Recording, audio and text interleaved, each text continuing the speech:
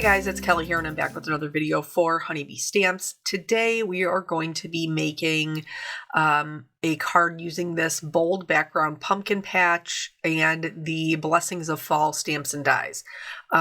This type of background, we have a couple of different ones. I've pulled out some colored cardstock.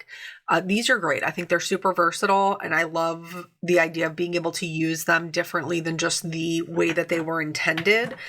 So I ended up making 2 cards out of them. But while I was going through and doing this, like normally I color my die cuts, and so I was like, well, you know what, I'm going to try to do them the way that most people do them, which is they use several different colors of cardstock. And I very quickly realized that the colors that I was looking for I didn't necessarily have in my stash, and so I wanted to show the different ways that I then created my own colors. So here I'm swatching out some different inks so that I will be able to use them to not only create colored paper, but to also add dimension to my die cuts. And the way that these work, the bold backgrounds, is like you cut several of each of them. And because I normally do them with coloring, I normally cut them all out of white. So because they're all one pumpkin, like they're all connected, all the pieces parts for one pumpkin, I would just cut one and that would be one pumpkin. So if I needed 2 of that pumpkin, I would cut 2. If I needed, 4, I would cut 4. You get what I'm saying? But if you're doing it with colored cardstock, then you end up with kind of like extra pieces. So I'm also going to show how I use my extra pieces so that those aren't going to waste. So I found the die that had the most layers, which was, I believe, 5. 5 was the most layers. I'm not counting the stem. I'm counting like the layers of the pumpkins. And so I chose 5 colors and then the white, because the white I'm going to be able to switch up. So each one, I cut each pumpkin out of every color of the cardstock I picked for the pumpkins, and then additionally out of white. For the background, I cut it out of a darker green, and for the leaves, I cut them all out of the same green. In addition to that, I'm also going to be using our Lovely Layers butterflies. I used this set last year and really loved it on a teal background, but I wanted to do something different than the way I previously used it. So I decided to bring in the teal with the butterflies. So way number 1 that we can kind of adjust our cardstock, whether it be white cardstock and creating a color that we need or adding dimension to our colored cardstock, is of course ink blending. I am using some of our smaller brushes. We also, in addition, have detail brushes. Or alternatively, like I want to do the vines a little bit of a darker green. I can just go in with a marker and go right over top of that. This will work. I mean, even if you don't have, like I'm using Ola markers, alcohol markers. I also have Copic markers, but you could even do this with like a Crayola marker because you're just going to be adding pigment to it. So you're just going to be making that color a little bit darker. Then from there, I kind of, they all ended up in cups because my daughter wanted to help me make her friend's birthday card. So I had all of these like die cut and all over my desk. And then she was like, I want to help you. And I was like, I have to clean this up or I will lose all of my pumpkins. So anywho, so for this white one, because I didn't have that darkest color that I wanted, I pulled out a red, but I didn't love it. I ended up using Rusty Hinge Distress ink, which is a, darker kind of burnt orange. I tried first kind of pressing the pumpkin into the ink, and it gave it a lot of texture, which honestly would be cool for another kind of technique. But I ended up just ink blending it on. Alternatively, you could ink blend a piece of cardstock and then die cut from it so that you wouldn't have to, ink blend each individual pumpkin. And then from there, I just worked my way down through the colors. So because I've cut them from white and then 5 other colors, but there are only 4 layers to this pumpkin, I have the one that I did with the Rusty Hinge. Then the next color all the way down to what is like my second darkest yellow. And then for my second pumpkin, so that I can still use all of these pieces, the darkest colored cardstock, not one when we custom colored, the darkest colored cardstock is then going to be my base for the next one. And that will go all the way out to my lightest color.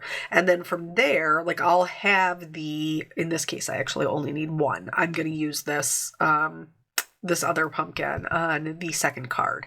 But in my excitement to put all my colors together, I forgot the stem. So you're actually supposed to do it in the second step, which you would know if you were looking at the layering guide. I was not looking at the layering guide, and I was just excited and putting my little pumpkins together. So I did kind of have to bend back like my top 2 layers so that I could get in the stem. That was my own doing. So typically when you're putting them together, you do like the base layer and maybe the second layer, and then you do the stem, but it's all in the layering guide, which is available on the website. So I cut these stems out of craft. I am going to add a little bit of shading to them later on. But so we're just, basically working through this. If you are not a person who likes to color your pumpkins, which I totally understand, that is why I chose to do the card this way, because I know that this way of doing it is a little bit more popular than my way of doing it, and you can still get really beautiful results. So the next way that we can do it is to bring in a marker. You don't need to color in the whole thing because it's the back layer that's the darkest. So I just went around the edges. You do want to make sure you get all of the actual edge though. You can see here I didn't get the edge and there's a little bit of white showing. That's going to be a giveaway. If they can see the white edges, it's going to be a giveaway that that's not colored cardstock. So we want to make sure that we are coloring that and its edges included. And then here I did successfully remember to put the stem on, so good for me. And then again, I worked through both down to like the second darkest yellow, and then the next one will be just the colored cardstock out to the lightest yellow. And this worked really well for me.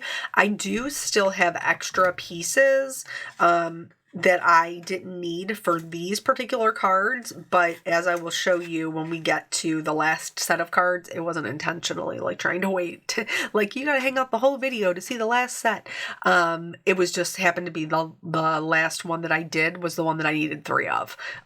So anywho, if you have been following along with my videos, you know that I typically do story time. So I talk about, my life, my kids, things like that. I had somebody ask recently in a couple of videos, actually, if I was no longer doing story time. I am still doing story time. I thought that I was doing it pretty regularly, but apparently that may not be the case. Sometimes story time is about my family. Sometimes it's about me. Sometimes it's about like crafting, like different things. But there typically is a story time unless there is, it's a short video with a lot of instruction, then that might be the only time it's missing. But most of the time it's here. So this one is the one this is how I decided how many pieces of paper or pieces of cardstock to use, because this is the one that requires the most cardstock. So I have the darkest layer. This is the one that is the full 5 layers. And so up until now, we've been kind of custom coloring the darkest version with either a darker marker or that ink blending, that rusty hinge ink blending. So I'm going to do this one. This is the one where we use the marker on the back. We use the rusty hinge. I apologize. We use the distress inking on the back, and then we'll move out all the way to the lightest color because there are 5 layers here. And then we're going to do the same thing that we did before, where we're using that second darkest color as our base layer for our next pumpkin. But instead of making that the custom color, I'm going to take this one up here which is the lightest layer. And instead of custom coloring the darkest color, in this case, I'm going to custom color the lightest color because I do still have those white pieces left. Tell me, do you like doing, do you like cutting them out of colored cardstock, or is that just an assumption that I made? Because I don't typically, I cut everything out of white. That was like way old school when I first started card making. I made the decision that instead of investing into a lot of different colored cardstock, I was going to invest in my inks. That way I would be able to create my own colors, my own backgrounds. And to me, that was a better investment of my money. So that's the way I kind of still operate, is I'll just cut it in white and make it what I want it to be. Though I will say that it is faster to use the colored cardstock. That there is no denying that. And the results are very good. Once we do the kind of added things to create the extra dimension, the results are fairly good. So here, now we're left with these pieces. And instead of, being like, okay, well, I don't have I've used both of my darks, or I've used both of my, lighter layers. I'm actually going to use a combination to color the colored cardstock. So I used the darkest marker to do my back layer, and then I used Rusty Hinge to do my middle layer. But these all started as colored cardstock. I am just layering color over top of them to get what I want. So here, this one is a little bit lighter. I'm going to make it a little bit of a brighter orange.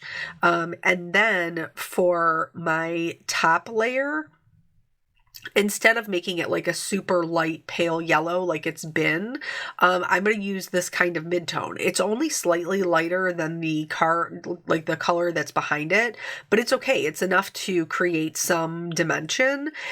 So don't feel like just because you cut these pieces out of colored cardstock that you can't also modify them, because you can. Because sometimes, you just don't have the color that you need, and you got to do what you got to do. So here, this is the blending brush that I have been using with the Rusty Hinge. And so I'm just taking what's left over on it and adding some ink blending from the bottom towards the top. This is going to give all of them a lot more dimension, and it's going to give them all a much more cohesive look.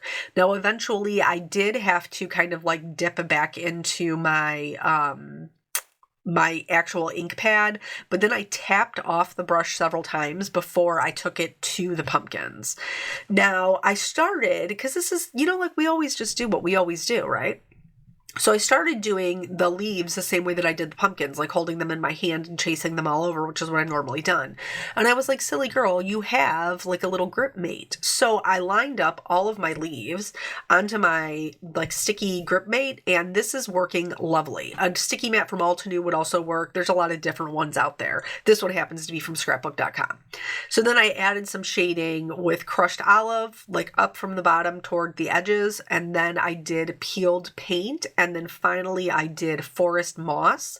And so we're creating a dimension in the way that makes the most sense and the way that is going to be the quickest. And in this case, it is going to be the ink blending.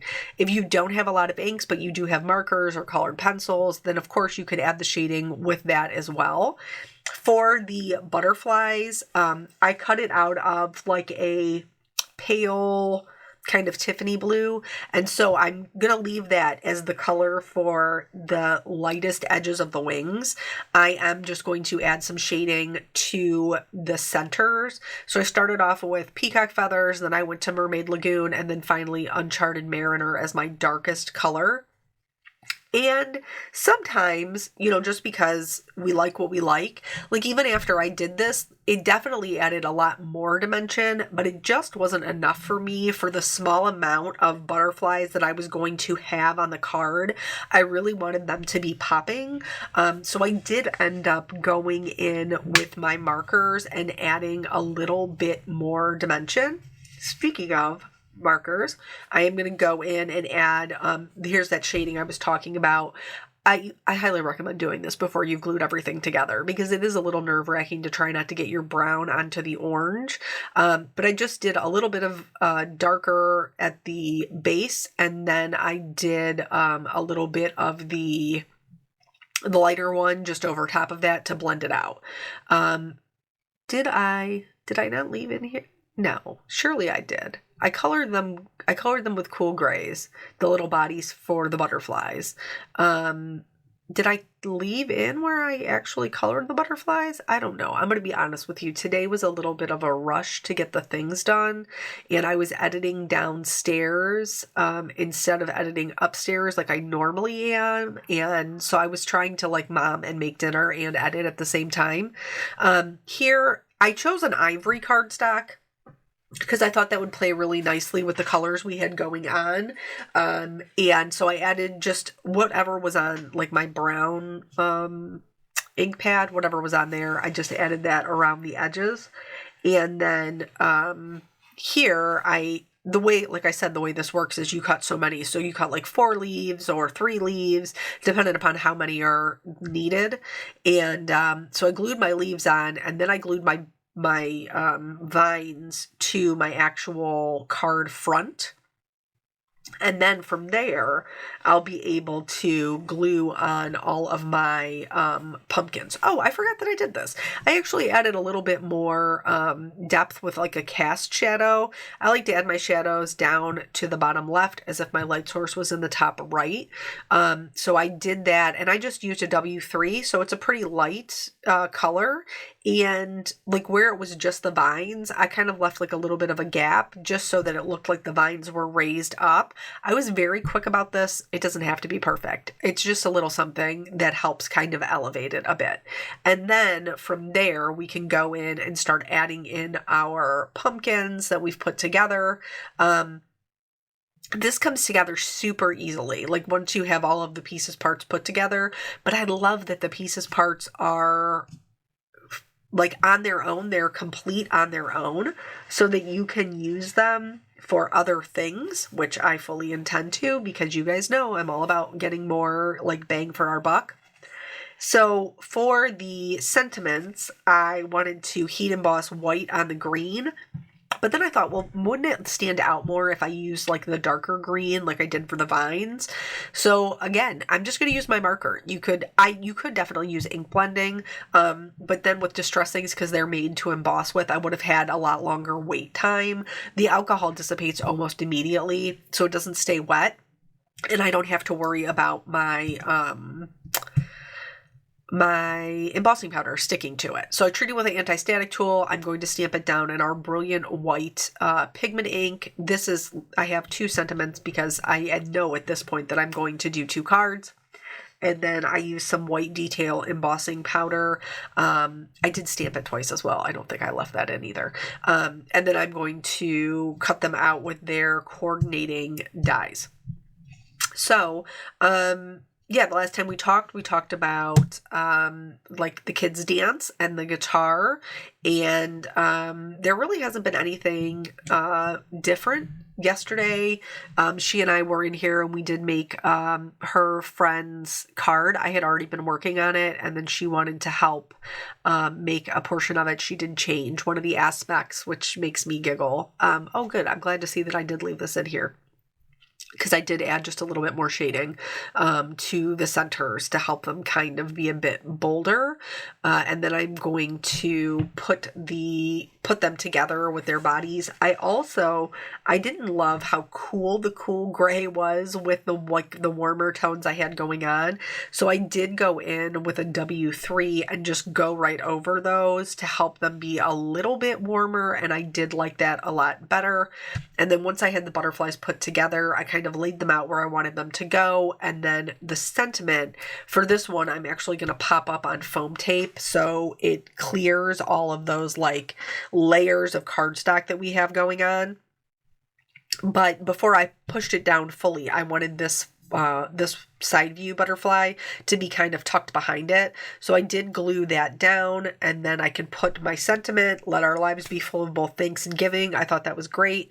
I'll have to save that for another story time. I do have a game plan for the thanks and giving for us to work on that as a family. So I will share that with you and see what you guys think.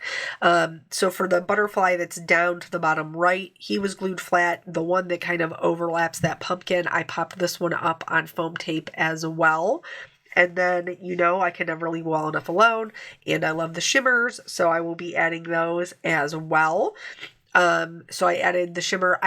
You'll see like my bottom pumpkin has a little bit of teal on it, because I totally forgot that we use distress ink. So, if you use your clear glitter pen on your things that you've colored with distress inks, just be advised because the moisture can reactivate the paint. So clean off your brush before you go to another color. I didn't. That pumpkin has a little bit of teal on it. It's fine. So here is the other one that I was able to put together with our leftovers. I cut out like a little portion of the vining. And then the extra leaves, I used one of my extra butterflies as well. And then I accented them both with some rhinestones. They all have that shimmer and the white highlights. I hope that this inspires you to use these bold backgrounds and to use them maybe a little bit differently than you originally anticipated. Thank you guys so much for joining me. I always appreciate your time, and I will catch you on the next video. Bye.